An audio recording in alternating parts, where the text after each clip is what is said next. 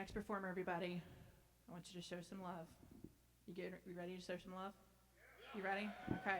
Our next comedian is either a telenovela villain or a Filipino auntie. It all depends on the angle. Please welcome Nicole Kerbs. Get into it, yeah. Pop out with the truck, huh. Get into it, yeah. If you go to church, I said get into it, yeah. I just she ain't got a button up. Get into it, yeah. And I said I just gotta walk. Get into it, yeah. Pop out with a truck. Get into it, yeah. If you go to church, get into it, yeah. If she ain't got a button, get into it, yeah. All right. I know what we're thinking. She looks like she speaks Spanish. I get it. We share the same colonizer, so. I know enough Spanish to say, hey, I'm sorry, I'm Filipino. I know this is confusing. So there's two types of Filipino women. The first I like to call the South Pacific Filipino. She's the one that Marines usually bring home as wives.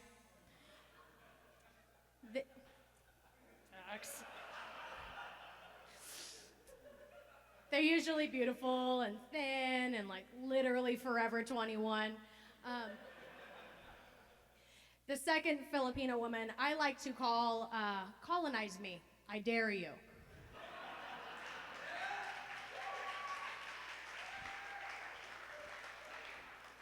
Or as my Filipino mom likes to say, buck around and find out.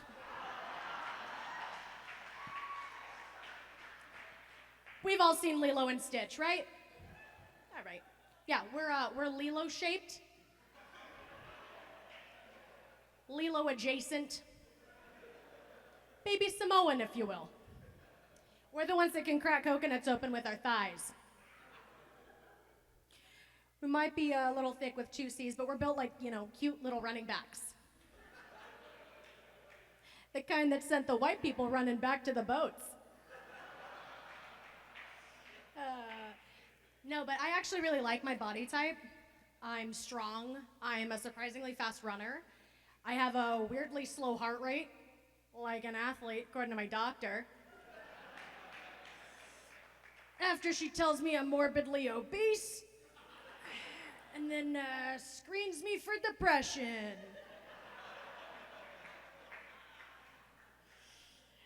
No, but I mean, I am a little thick with two C's, but I feel like it's all in the right places, and it's fine. But I will say that when I take pictures with friends who are not built like baby Samoans, like I am, I do usually feel like a 5 foot tall Hagrid. Like I might be standing next to a friend that's like a size 2, and I somehow look like I'm 20 feet closer to the camera. I'm accidentally the star of every photo. No, but I will say that being thick, I think, is a survival tactic. It is. That's right. It's a fact. Because if you binge true crime content, then you'll know the number one threat to a woman's life is men. The second largest threat is probably cancer. I don't know. So let's imagine for a second a serial killer just like looking for his next victim, right? And then he like comes across me with my buff ass calves, me with muscles sculpted by God herself, me built out of nothing but hot Cheetos and Takis.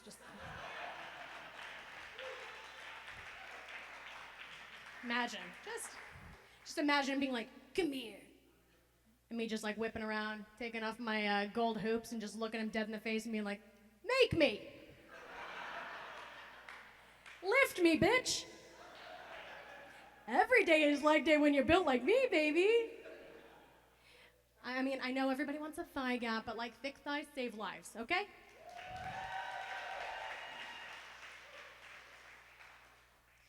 I actually really like exercising though, but I will say I'm kind of a glass half empty kind of lady, so let's talk about the exercises I hate, okay? Hot take, fuck spin classes. In spin classes, they got this like loud music to get y'all pumped and this like fun bisexual purple lighting. And like, You're not only pedaling like a hamster on a wheel, but you gotta do this whole like upper body dance routine at the same time for some reason. All instructed, by the way, by some spin instructor probably named Maverick or something. He's wearing his Britney Spears microphone, peer pressuring you to like pedal towards the life that you want.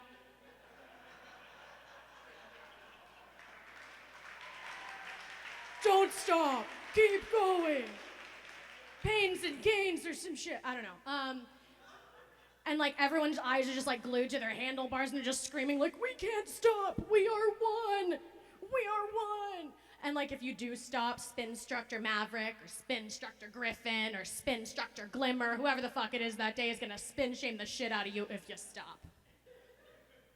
Also, fuck those spin seats. Alright? Every time I get off one of those stupid bikes, I have a numb front bum. Just all day. All day. So I was raised by city people that were frightened of places where they couldn't access cable. But like out here, you guys do all kinds of like outdoor activities. Like you'll go kayaking and like whitewater rafting and like hiking. Like all those activities on the Girl Scout cookie boxes. I genuinely thought these were staged images by Big Cookie. I didn't think these were real. They are. But hiking seems to be the gateway drug into the great outdoors. And I often agree to like go hiking with friends that I make, but then I'll like hear like a true crime podcaster's voice just being like, so on their third date, he took her hiking. Fatal mistake. Also not a big fan of lake activities. I'm from Las Vegas, okay? Lakes are where mobsters dump the bodies, all right? You'll find them. Global warming's happening. They're just gonna pop up. It's gonna be fine. Also, though, fuck ziplining, okay? Jesus Christ. Why would I attach myself to a goddamn wire and fly through the tree's vagina first? Why would I do that? No. Why would I deliberately put my life into the hands of some like Patagonia wearing Cliff Bar eating hippie named Dave who just got my ass hanging by a carabiner clip? Sir, my carabiner clip can barely keep my keys attached to my ass. Are you kidding me?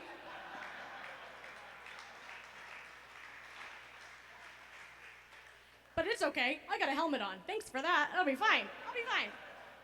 But the activity that I find the most ridiculous is spelunking. Also known as caving if you're not a German toddler. Making up words.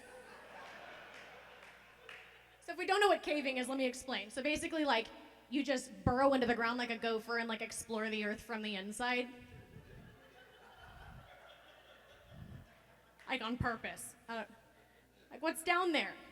I don't know, bodies? Like, there was actually this one guy who went spelunking and he, like, took a wrong turn and he got stuck. And they had to call in, like, this whole rescue team. They had, like, news coverage. It was, like, a whole thing. Embarrassing. They had to like burrow in there and like try to pull him out and they couldn't. So he just stayed there. He's still there right now. So let's imagine me and my friends are gonna go caving, right? And we like come across a tunnel, right? And everyone slips through just fine, no problem. And then there's me and I like try to squirm through and I can't, right? Like would my friends have to just loop me up as I'm just like panicking? Like what am I gonna do? Like the earth isn't gonna budge for me, are you shitting me? I could just imagine like Mother Earth's voice in my ear just being like, in the world of spelunking. A lot like fashion. You're either in or you're out. You are too big to spelunk. Bro, imagine getting body shamed by the actual planet. My friends would just keep going and I guess I'd just sit there, just being a cork in Mother Earth's ass. I don't know. Like confusing all these moles and gophers around me, and they'd probably have to call in like a group of tired park rangers to like come and rescue me. And imagine them just like popping in being like, all right, get on out of there, and me having to be like, make me, lift me, bitch. All right, you guys have been great. I'm Nicole Kerbs.